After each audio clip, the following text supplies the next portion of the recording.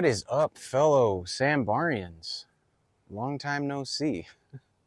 It's been a while since I've made a video, and it's just been very busy here. I haven't had time to make any videos or had any energy to put into videos, but I figured it is an amazing day in Washington right now, so I'm taking full advantage of being able to work on these K-trucks without downpour and torrential downpour and tornado winds. It's very calm right now. I'm not so calm. This has been a frustrating day, but it's okay. We're going to get through it.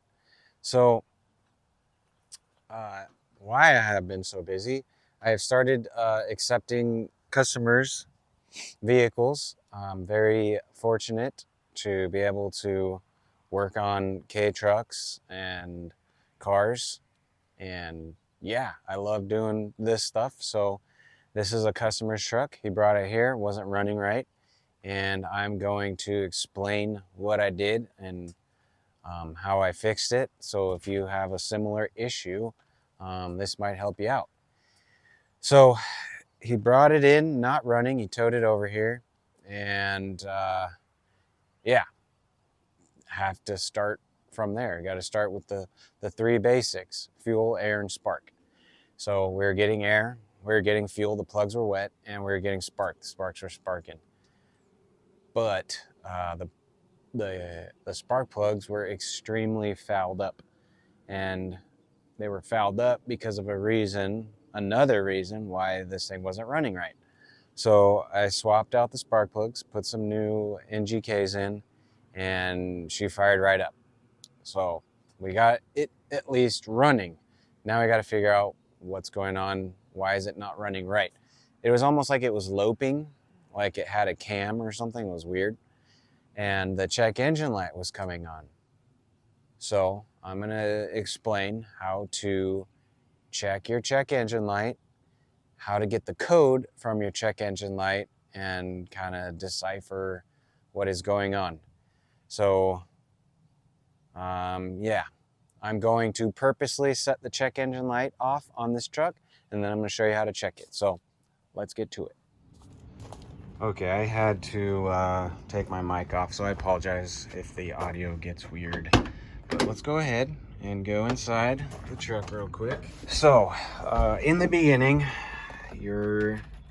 this is all fuel injected stuff. So if you're carbureted, this is not going to be a concern to you, but every fuel injected car with an ECU is going to pop your check engine light in the beginning.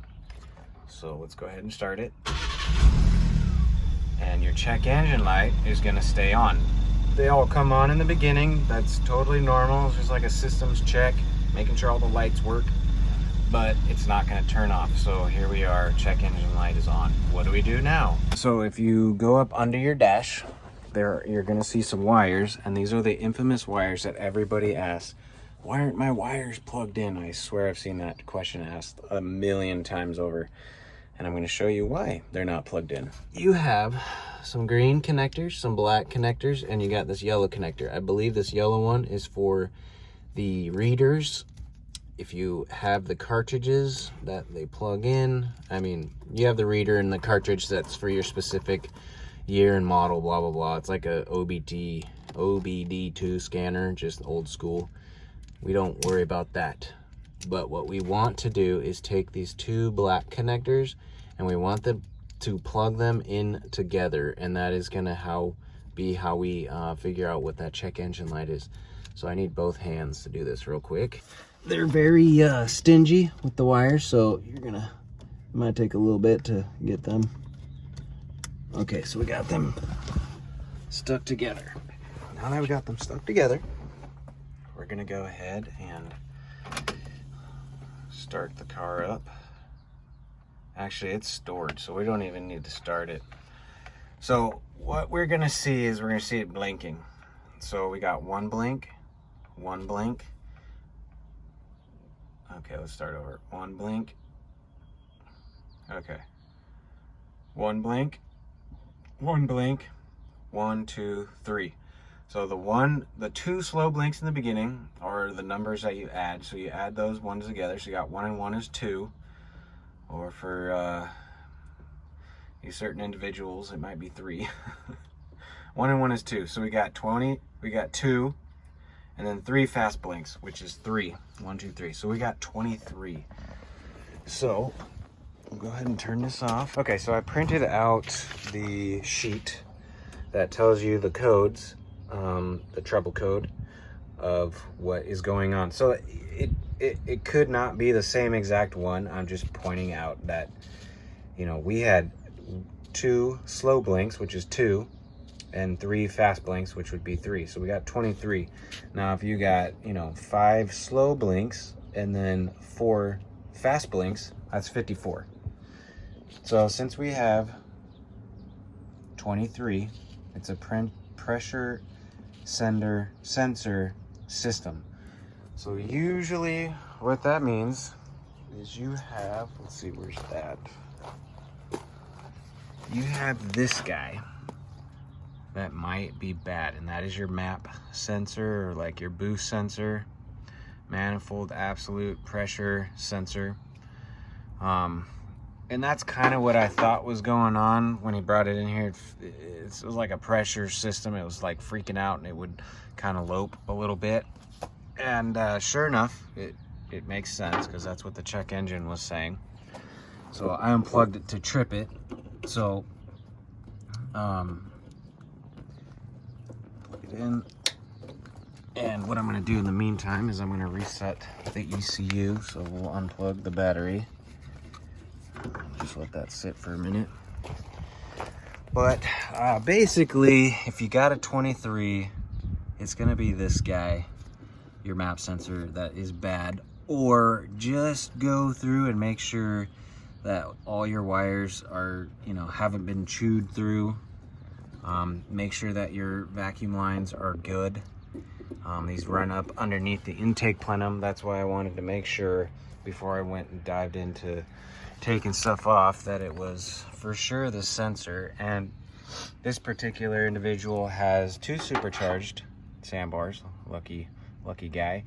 And the one on the other sandbar was working, so I told him to just mail it over to me, and I'll swap them out and see if that fixes it. And sure enough, it fixed it. Check engine light doesn't go on, runs great, and that seems to be the issue. So if your sandbar is throwing a code,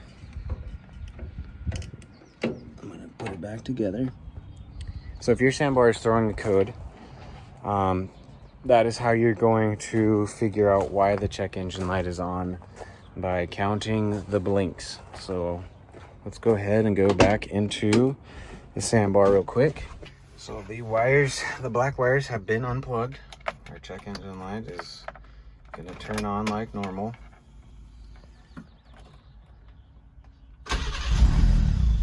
And our check engine light should stay off. Very good. So it was in fact that map sensor. The problem with that is, if you are not fortunate enough to have a backup sandbar or something, that part is no longer available. So somebody needs to come up with a sensor that they can figure out how to connect to our sandbars. I don't know that stuff. That's a little above my pay grade. I don't understand all that electrical nonsense, but if somebody can find one that we can buy off of Amazon or something and rig it up so that it kind of works the same as this one does, that's going to be our best bet. Otherwise, you're going to have to find a parts van or somebody that has a used one. I've never really seen these come up in auctions before, so it's kind of a rare find for sure. So hopefully that doesn't become an issue with your sandbar. Hopefully it's something simple. So yeah, his truck is fixed. I'll go ahead and get it all back together. He wanted some gauge face decals on his cluster, so I'll go ahead and do that before he gets the truck. But I figured I'll just make a quick little video on how I fixed this guy's truck. Like I said, needed new spark plugs because they were fouled, and I'm pretty sure they got fouled because the map sensor was off, and it was probably reading incorrect air readings, and it was spitting too much fuel into the cylinders and probably fouled the spark plugs.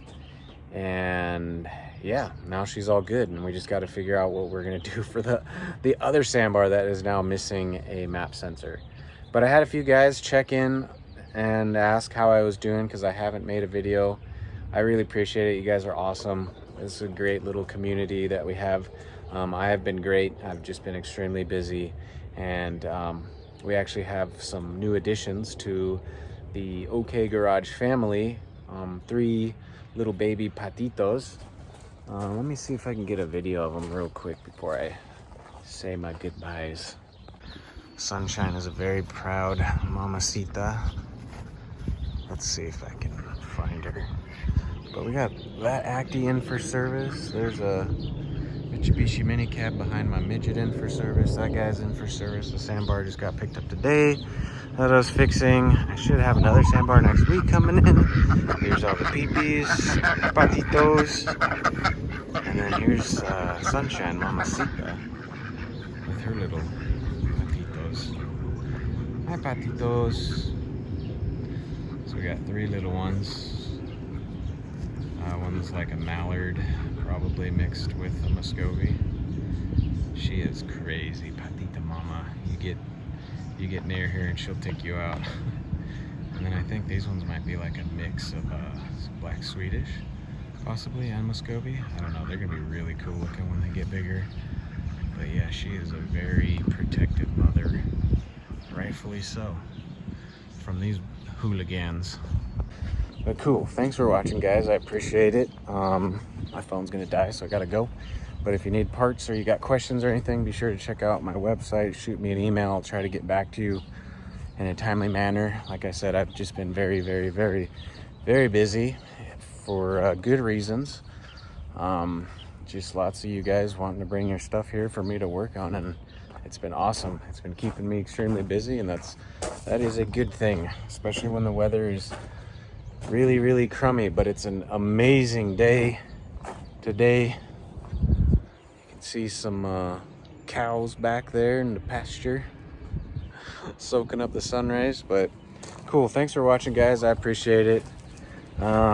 I was putting a roof rack on my Bravo, but I ended up getting the wrong roof rack, so that's a bummer. So if you need a roof rack for your van and you got a flat top van, I got a roof rack for sale as of right now. We mostly have high roofs, and I didn't realize I bought the wrong rack because it was in Japanese, blah, blah, blah. So I have a high roof rack coming. I'll make a video on that just to give you guys my opinion on it. I think they're pretty cool, but we'll see how cool they are when they're installed.